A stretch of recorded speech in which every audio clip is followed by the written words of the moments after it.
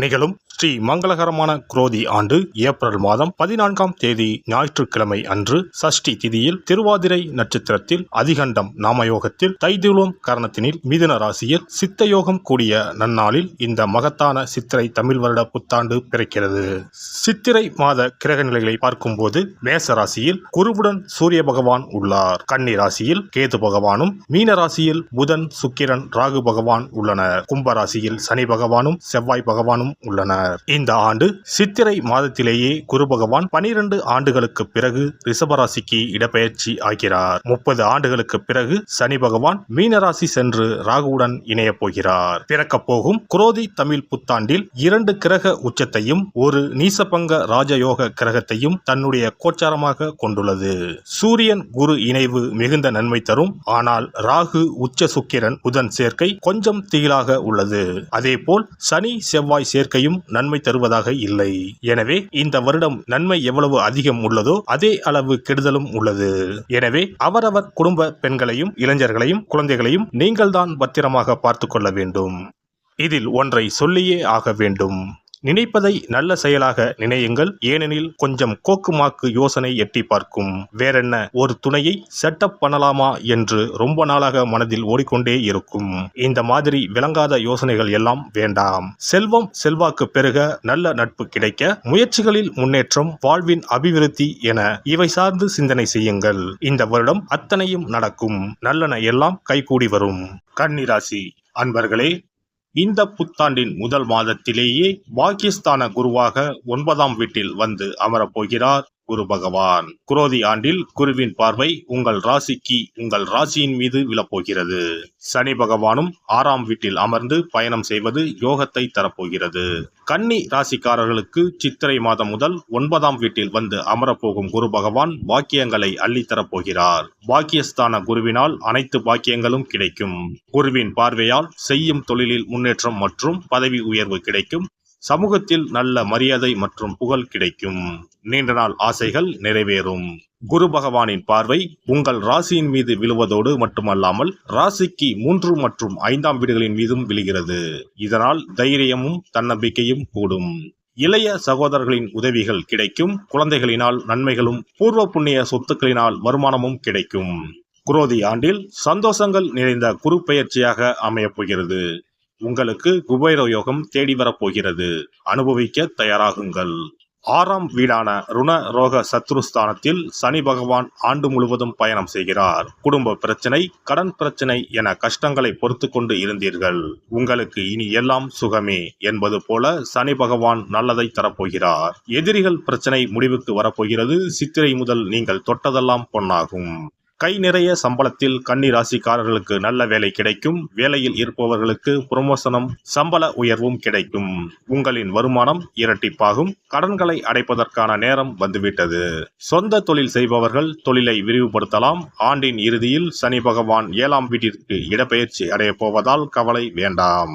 கண்டச்சனி என்றாலும் ராகுவுடன் சேரும் சனி யோகத்தை கொடுப்பார். குரோதி ஆண்டு முழுவதும் ராகு பகவான் உங்கள் ராசிக்கு 7ஆம் வீடான களத்திரஸ்தானத்தில் பயணம் செய்வார். கேது உங்கள் ராசியில் ஆண்டு முழுவதும் பயணம் செய்வார். உங்கள் ராசியில் உள்ள கேதுவின் மீது குரு பகவானின் பொன்னான பார்வை கிடைப்பதால் கோடீஸ்வர யோகம் தேடி வரும்.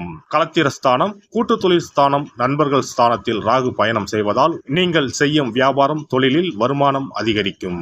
கடன் வாங்கி நொந்து போனவர்களுக்கு புதிய நட்பு, கூட்டு தொழில் உதவிகள் கிடைக்கும். கணவன் மனைவி பிரச்சனை நீங்கி ஒன்று சேரலாம். குடும்பத்தில் மகிழ்ச்சியும் நிம்மதியும் அதிகரிக்கும். சண்டை சச்சரவு ஏற்பட்டு கோர்ட் விவாகரத்து என்று அலைந்தவர்கள் சமாதானம் அடையலாம். ஆண்டு முழுவதும் கன்னி ராசியில் கேது பயணம் செய்வதால் கௌரவம், புகழ், கீர்த்தி, அந்தஸ்து உயரும். கேதுவுக்கு குரு பார்வை கிடைப்பதால் கஷ்ட நஷ்டங்களில் இருந்து விடிவு விமோச்சனம் கிடைக்கும். வேலை இல்லாதவர்களுக்கு குரோதி ஆண்டில் நல்ல வேலை கிடைக்கும். பிள்ளைகளின் உயர்கல்விக்காக கடன் வாங்குவீர்கள்.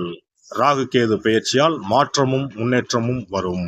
செவ்வாய் சனி சேர்க்கைக்கு புதன்கிழமை அன்று வில்வ மாலை, தயிர் சாதம், அகல் விளக்கில் 23 மிளகை பச்சை நிற துணியில் மூட்டை கட்டி தாமரை தண்டு திரியில் தீபம் ஏற்றி பைரவரை வணங்கவும். சிறப்பு பரிகாரம். செவ்வாய் தோஷம் நீங்க செய்ய வேண்டிய பரிகாரங்கள் என்னென்ன, வழிபட வேண்டிய தெய்வம் யார் என்பதனை பற்றி காண்போம். நவ கிரகங்களில் சூரியனுக்கு அடுத்தபடியாக செயல் ஆற்றல் உள்ள கிரகம் செவ்வாய். ஆளுமை திறன், ஆற்றல், வீரம், அதிகாரம் செய்தல், வளைந்து கொடுக்காத தன்மை, தர்மம், நீதி, நேர்மை, நியாயம் போன்ற அம்சங்கள் கொண்ட கிரகம் செவ்வாய். செவ்வாய் பலமாக இருந்து நல்ல ஆதிபத்தியம் பெற்று அவரது தசை நடக்குமானால் சகோதர சகோதரிகள் மூலம் பெரும் அனுகூலம் ஏற்படும். பெரிய பதவிகளில் உள்ளவர்கள் தொழில் அதிபர்களின் தொடர்பு கிடைத்து அதன் மூலம் முன்னேற்றம் உண்டாகும். பலமற்ற ஆதிபத்தியம் பெற்று தசை நடக்குமானால் கீழே விழுவதும் அடிபடவும் நேரிடும். வாகன விபத்துக்களை சந்திக்க நேரிடும். இரத்த காயங்கள், வெட்டுக்காயங்கள், இரத்த சம்பந்தமான நோய், சித்தப்பிரமை, தலையில் அடிபடுதல் போன்றவற்றை ஏற்படுத்துவார் செவ்வாய் பகவான். வீண் வழக்குகள், சண்டை சச்சரவுகள், மறைமுக நேர்முக எதிரிகள், பொருள் களவு போகுதல், செய்தொழில் வியாபாரத்தில் திடீரென்று பெருத்த நஷ்டம், அரசாங்க கெடுபிடி, பதவி இறக்கம், மறைந்து வாழும் சூழ்நிலை என்று பலவகை இன்னல்களை உருவாக்குவார். செவ்வாய் முதலான தோஷங்கள் அனைத்தும் நீங்க அவரின் அருளை முழுவதும் பெற செவ்வாய்க்குரிய அதிதேவதையான முருகனை வழிபடுவதும், கோதுமை ரொட்டி, வெள்ளை எள் கலந்த இனிப்பு பலகாரங்கள், துவரை போன்றவற்றை ஏழைகளுக்கு தானம் கொடுப்பதும் நல்லது. செவ்வாய் கிழமைகளில் விரதம் இருந்து செவ்வாய் பகவானுக்கு விளக்கேற்றுவது, சஷ்டி விரதம், கிருத்திகை விரதம் மேற்கொள்வது, தினமும் கந்த சஷ்டி கவசம் படிப்பது நல்லது. மேலும் செவ்வாய்க்குரிய கல்லான பவளக்கல்லை மோதிரத்தில் பதித்து அணிவது, சிவப்பு நிற ஆடையை அணிந்து கொள்வது, செப்பு பாத்திரங்களை உபயோகிப்பது போன்றவற்றால் செவ்வாயால் உண்டாகக்கூடிய தோஷங்கள் குறையும். செவ்வாய் பகவானுக்கு செய்யும் பரிகாரங்கள் அனைத்தும் முருகனுக்கு உகந்தது என்பதால் முருகனின் திருவருளும் கிட்டும். திருமண வாழ்க்கையில் செவ்வாய் பகவானுக்கு முக்கிய பங்கு உண்டு. திருமணத்துக்கு வரன் பார்க்கும்போது பிள்ளைக்கோ அல்லது பெண்ணுக்கோ செவ்வாய் தோஷம் இருக்கிறதா என்றுதான் முதலில் கேட்பார்கள். அந்த அளவுக்கு செவ்வாய் தோஷம் மிகவும் முக்கியமானதாக பார்க்கப்படுகிறது. ஒருவரின் ஜனன ஜாதகத்தில் லக்னம், சந்திரன், சுக்கிரன் ஆகியோருக்கும் செவ்வாய் இருக்கும் இடத்துக்கும் உள்ள தொடர்பை கொண்டுதான் செவ்வாய் தோஷம் ஒருவரின் ஜாதகத்தில் எந்த அளவுக்கு வலிமையாக இருக்கிறது என்பதை கணிக்க முடியும். செவ்வாய் தோஷம் இருக்கிறது என்றால் நம்பிக்கையோடு மிக எளிய பரிகாரங்களை செய்வதன் மூலம் தோஷ நிவர்த்தி பெறலாம். செவ்வாய் தோஷம் என்பது திருமண தடையை ஏற்படுத்துவது மட்டுமல்லாமல் மேலும் பல இடையூறுகளையும் ஏற்படுத்தும். எனவே செவ்வாய் பகவானை செவ்வாய் தோறும் செவ்வாய் ஹோரையில் வழிபடுவதும், செவ்வாய்க்குரிய கடவுளான முருகப்பெருமானை 9 நெய் தீபம் ஏற்றி வழிபடுவதும் செவ்வாய் தோஷத்தினால் ஏற்படக்கூடிய அசுப பலன்களின் தாக்கத்தை பெரிதும் குறைக்கும் என்பது ஐதீகம். செவ்வாய் தோஷம் ஒருவருக்கு இருந்து ஒருவருக்கு இல்லை என்றால் திருமணம் செய்யக்கூடாது என்பது சாஸ்திரம். இருவருக்கும் இந்த தோஷம் இருந்தால் திருமணம் செய்து வைக்கலாம் என்று சிலர் சொல்வார்கள். ஆனால் பொதுவாக தோஷம் ஒருவருக்கு இருந்தாலும் சரி அல்லது இருவருக்குமே இருந்தாலும் சரி, தக்க ஜோதிடர்களை ஆலோசித்து முறைப்படி பரிகாரங்கள் செய்வதுதான் சரி.